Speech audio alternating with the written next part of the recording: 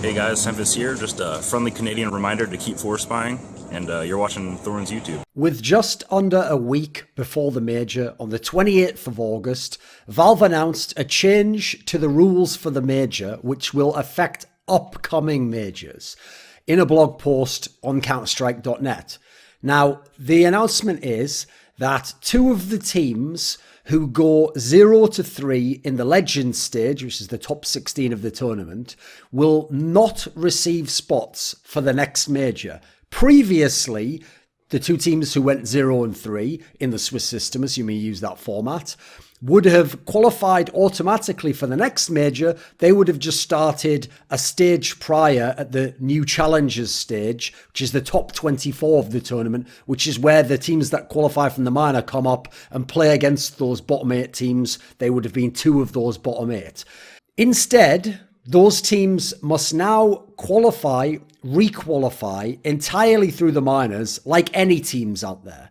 Replacing them in the tournament, you want to know where those two spots are going to go, are squads who will be determined by an additional tournament that will be played. After the minors have taken place, the third place team from each of the 4 minors, so 4 teams, will play in a little playoff bracket, and the top 2 from that playoff bracket will earn those 2 spots.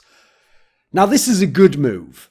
It's not a perfect move. I don't know that's the best move, but I think it's a good move generally. It's a positive. I personally would rather, as I've mentioned in other videos, remove Legends slots entirely, even beyond Legends. I hate now that making the major qualifier just week 1 in the major and the new challenger stage has also given a benefit. Now even to teams that bomb what would have been the major, they're still in the next major. So basically, getting a Legends spot in the current system before this change actually ensured you would play at the next 2 majors no matter what, even if you lost every single game 0-16. Now, that was an incredibly flawed system, much worse even than the one before, and I don't think Valve thought about that when they made the major qualifier week 1 of the major. I think they just thought, oh, brilliant, we've got 8 more teams in the major, more stickers, great everyone, isn't it? But they didn't think through that they'd actually incredibly boosted the Legends spot, which already was too much of a reward, quite frankly. I think that you made top 16 guaranteed.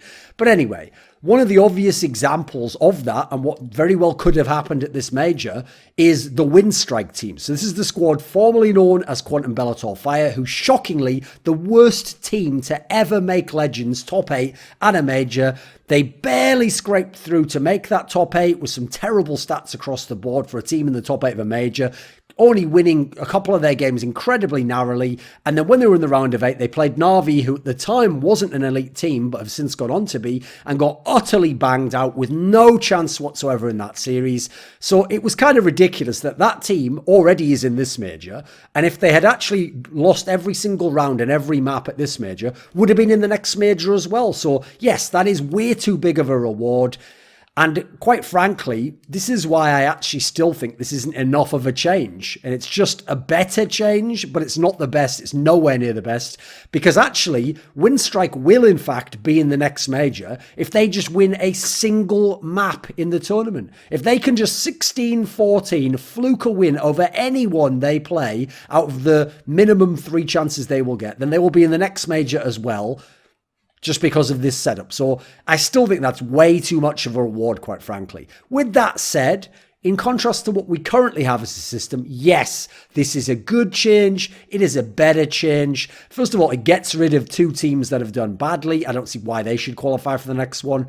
It gives also a chance to qualify for, let's say, it turns out that a load of talent comes along and we actually have some amazing teams in the minor. We all know, let's say 3 of the top 10 teams in the world play in the minor in EU. Well, now it is kind of ridiculous that the third one can't qualify just because they're unlucky enough to have their team form without a major spot, and 2 other amazing teams come along. These things can happen, especially if like a new org came along and they didn't buy 3 players who had a Legends spot. So I think it's cool that that third place team in EU or NA, where it's most likely going to come from, has a chance to qualify if they can prove it and beat out the other squads. Plus, I imagine they would be better than whoever finishes 0-3 anyway, even though sure, go back to PGL Krakow, FaZe actually finished 0-3 when they were the second best team in the world.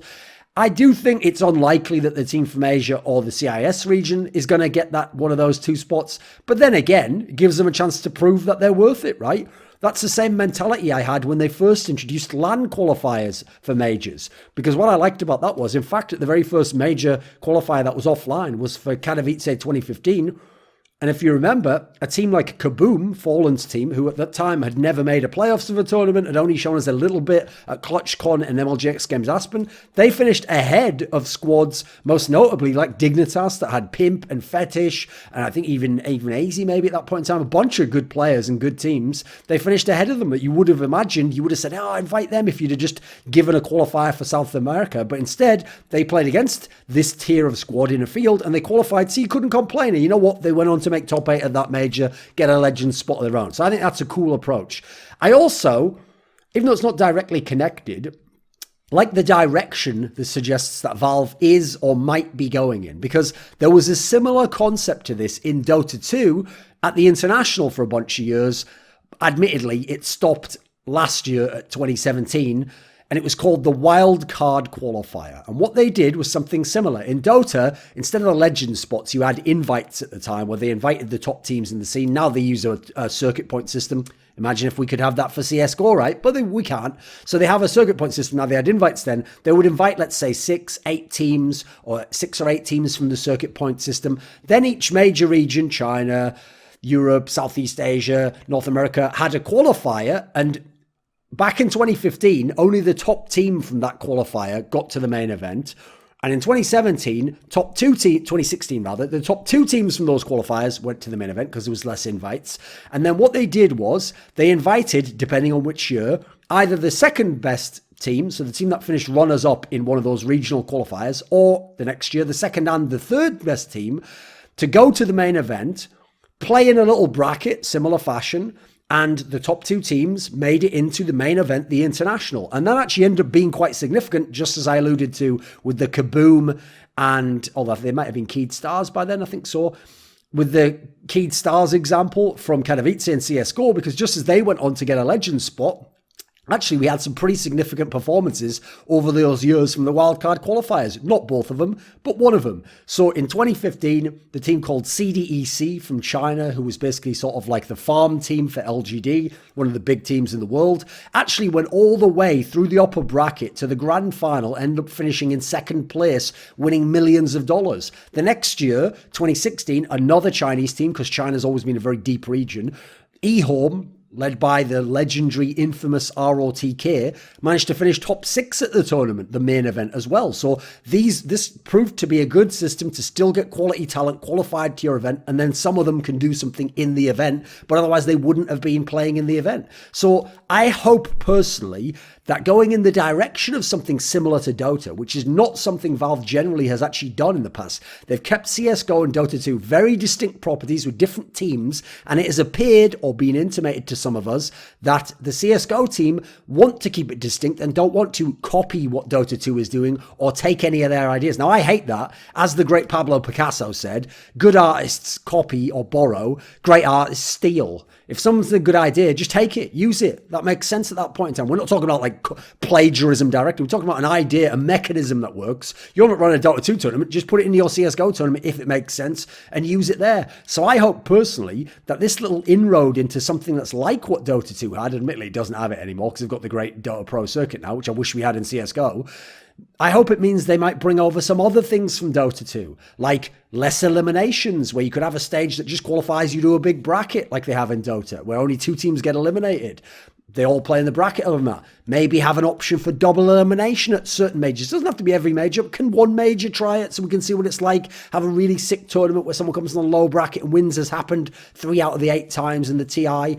How about having a longer tournament? TI lasts weeks and weeks. Sure, we've got to that point where technically it lasts weeks in CSGO, but I don't think the format's very well utilized in that respect, and they don't get as many games out of those weeks in terms of quality playoff matches as they do in the International. Finally, I obviously hope you get things like a circuit point system. That would be fucking amazing, right? Proper crowdfunding. All these things. We wish we had so many of them in CSGO, but we don't. So maybe we can gradually move towards that. One thing I do wish, though, is that I knew why they made this move. They don't actually give a reason as to why.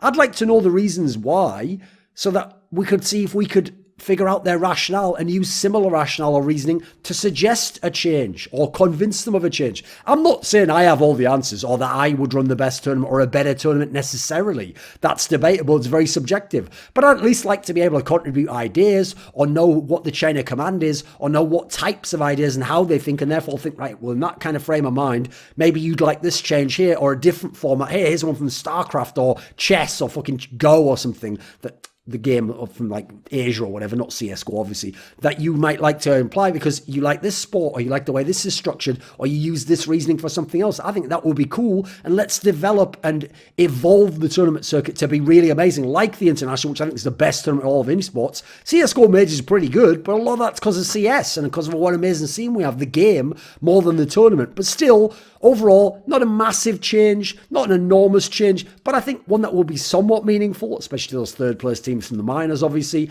And I think it's a change for the better, even though it doesn't quite address all the problems I think the major system has. This video was kindly supported by Dean Tanglis, Gardner Wilson, Andreas Snazore Westerlund, Alex Adams, Eddie Wingfors, Daniel Yordanov, Robert Baxter, Travis Greb, Kyla Harris, James Harding, Caesar, and special thanks go out to Matt Shakowski and Jerky's Minion in particular. Want teasers for my upcoming content? How about asking me a question for my monthly AMA?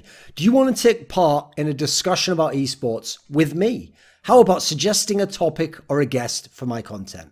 Put your money where your mouth is and join the Scrilluminati today.